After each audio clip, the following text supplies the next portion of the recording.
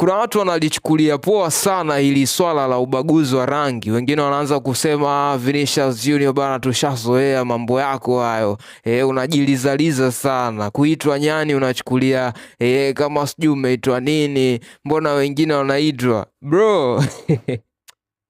Kama ushawahi kukutana na situation kama hii, nadhani huwezi kuongea hizo story. Yaani ubaguzi ni swala ambalo linatesa sana, linaumiza sana.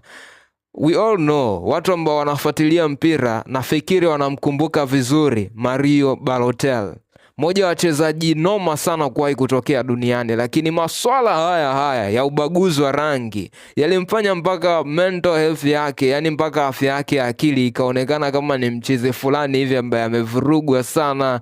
Lakini chanzo ukifuatilia vizuri, swala ambalo liweza kumpelekea Mario Balotelli kuonekana ni mchezaji mtukutu sana uwanjani, kuonekana ni mchezaji ambaye anafanya vitu ambavyo yani mtu wa kawaida hawezi kufanya, ni mambo ya ubaguzi. Brother, huyu jamaa alipitia ubaguzi mwingi sana. Amezaliwa Italy. Italy ni moja kati ya nchi noma sana kwenye swala zima la ubaguzi. Amepitia vitu vingi sana.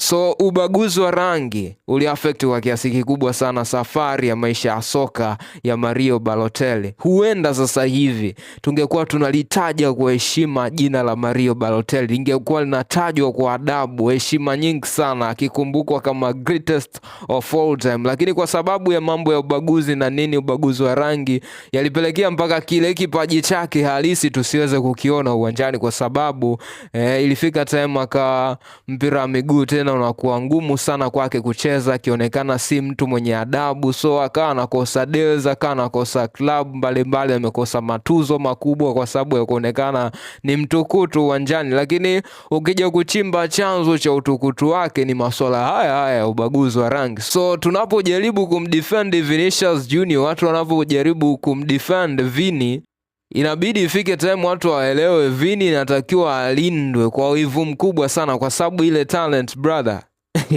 unbelievable, talent moja matata sana kuwahi kutokea katika nchi ya Brazil. So anavyopitia circumstance kama hizi ambazo zinaweza zikamvuruga mpaka mental health yake, anatakiwa kulindwa sana na hizi mambo za racism, kwa sababu zinampotezea focus kwenye football brother. Kwa mambo yanavyoenda, hii mechi ya Jumatano tarehe 25 majira saa 5 kamili usiku, Real Madrid versus Benfica, huenda uwanjani tusiweze kuienjoy kwa sababu brother, kuna vita kutosha sana huko nje ya uwanja. Real Madrid leo waliweza kutangaza kwamba tayari wamepeleka ushahidi, evidence kwa FIFA juu ya kitendo ambacho Vinicius Junior aliweza kufanyiwa, kitendo ambacho kinadaiwa kuwa kitendo cha ubaguzi na bwana mdogo Preston. Sasa baada ya Real Madrid kuweza kuthibitisha hilo, klabu ya Benfica nayo imepeleka ushahidi kwa FIFA kuonesha kwamba Valverde aliweza kucheza